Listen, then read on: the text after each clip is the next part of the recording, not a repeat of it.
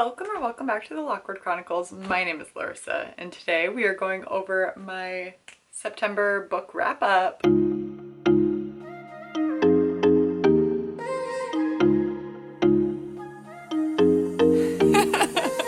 September. I didn't read as much as I have normally in the past. The last 2 months I've read, 10 books, 11 books. This month I only read 5. And that's okay. You know why? Because I read some very quality books. My average rating for the month was 4.35. That is a highly rated month. Whereas like last month I read 11 books and only had a 3.4 rating. Wider range of books to choose from, but for the fact that I read 5 books and all of them were rated a 4 and above, that's a pretty great reading month. But I am historically a higher rater for books. Even that with being said, I've been trying to be like very selective with my 5 stars now. Like I said, I only read 5 books this month, which is great. It's about a book a week, which is what I typically try to average anyway. And I vlogged a majority of these. The first book that I read this month, which you can also check out in these first 2, you can check out the reading blog, where I went on a Lockwood Lake retreat and just read books and hung out by the lake, and it was amazing. The first book that I read was Divine Rivals by Rebecca Ross. So the 2 main characters are Iris Winnow and Roman Kitt, and you need to know both names because they use their last names interchangeably with their first names. They're work rivals.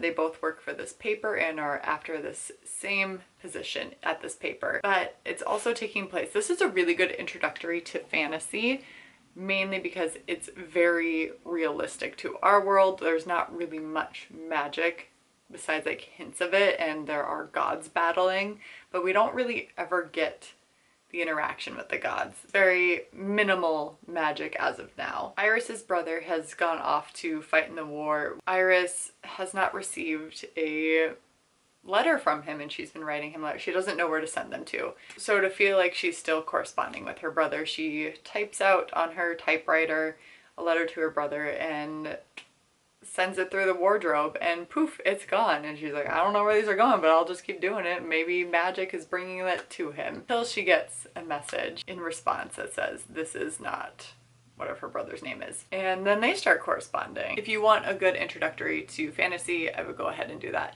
And it's weird because people are like, you're either a Divine Rivals girly or a Fourth Wing girly, and they are nothing alike. But with that being said, I'm a Fourth Wing girly.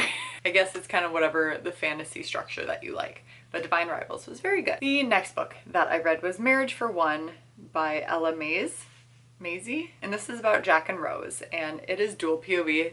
Thank goodness, because if this was not dual POV with Jack being as grumpy as he is, I'd be so upset. Grumpy Sunshine, A Marriage of Convenience. Very acts of service based, which is so cute. Jack doesn't know how to express his feelings or anything, but the stuff that he does, the way he pays attention, it's amazing. It's so great. I absolutely love this so much. I did not think I would love this book as much as I did. So Jack is a lawyer, and Rose wants to open her own coffee shop, and she had a deal with her uncle to rent out a space for this coffee shop for a couple of years. And then unfortunately her uncle passes away, and her cousins are fighting to keep this space, and she's like, no, I had a contract with him.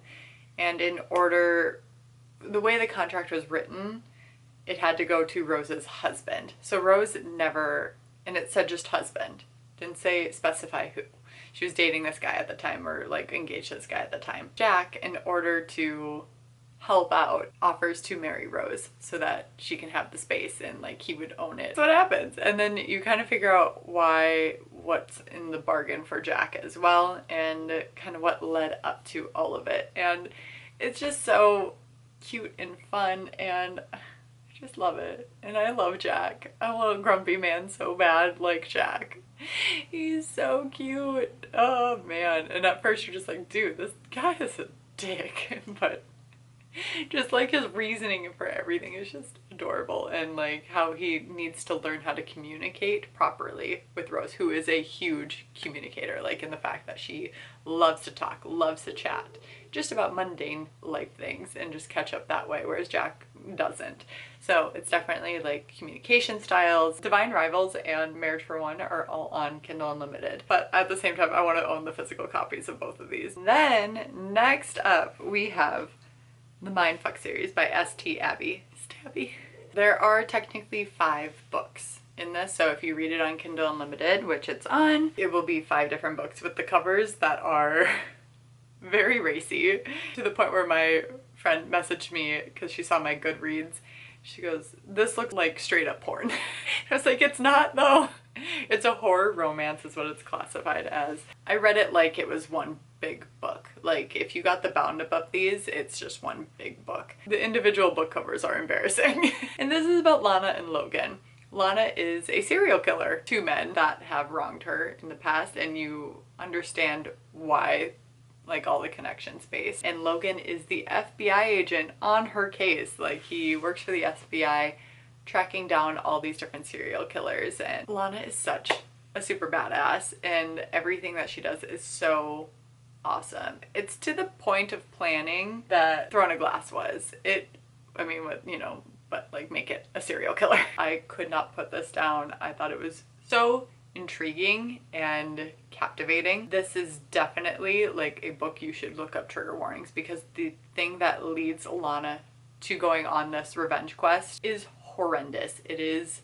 Makes me nauseous and sick to my stomach of what she has endured. And like you get snippets throughout until like the big reveal. Lana and Logan end up hitting it off romantically. They just have a chance encounter. It's so cute because like he's obviously investigating her and she's trying to like not get caught by him. It is dual POV to see what her plotting and planning is and what his investigating skills are, which is so cool. St. Abby has many pen names for different genres. However, they passed away in 2020, so I'm really sad that we will not be getting any further works from them. Definitely an author that I do want to go and read their works of what they have put out, because I found their writing style very enjoyable and easy to get into. I would definitely recommend the Mindfuck series if you can tolerate the trigger warning. The 4th book that I read was Ninth House by Leigh Bardugo. This is another book that you should check the trigger warnings on because there's a lot that goes on. This is regarding Alex Stern and Darlington.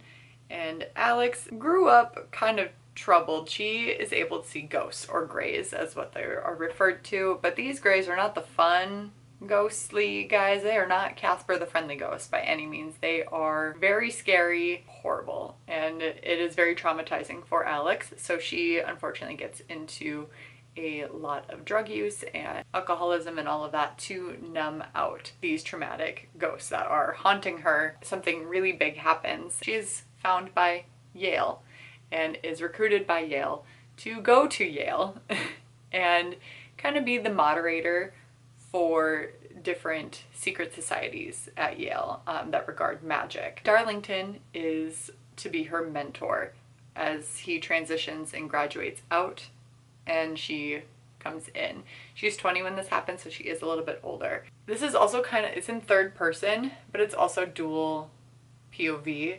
So we get a focus on Alex and then a focus on Darlington. I listened to a little bit of the audiobook on my commute and it was so good. The narrators did a fantastic job. So I would highly recommend listening to the audiobook if you don't want to physically read the book. The narrators were chef's kiss. Darlington disappears, and we know this, but we don't know why or what happens to him, and we kind of get the lead up point as to what happens. Alex has to work with the police, who is to be the liaison between the police force and the secret societies, and he just doesn't want anything to do with it. Like, he is so fed up with her. It kind of ends up being like a murder mystery, a lot of other mysteries, and there's multiple of them, and it's great, intriguing, but I will say it is a little bit darker and heavier, so it's very much dark academia, and I love the Yale setting. If you're into the dark academia come this time of year, I would recommend, again, if you don't want to physically read it, I highly recommend the audiobook. Last up, I read Daisy Hate. This book took me a really long time to get through, not because it was bad, but because I was busy. And I really, really enjoyed it. It takes place at the same time as Magnolia Parks does.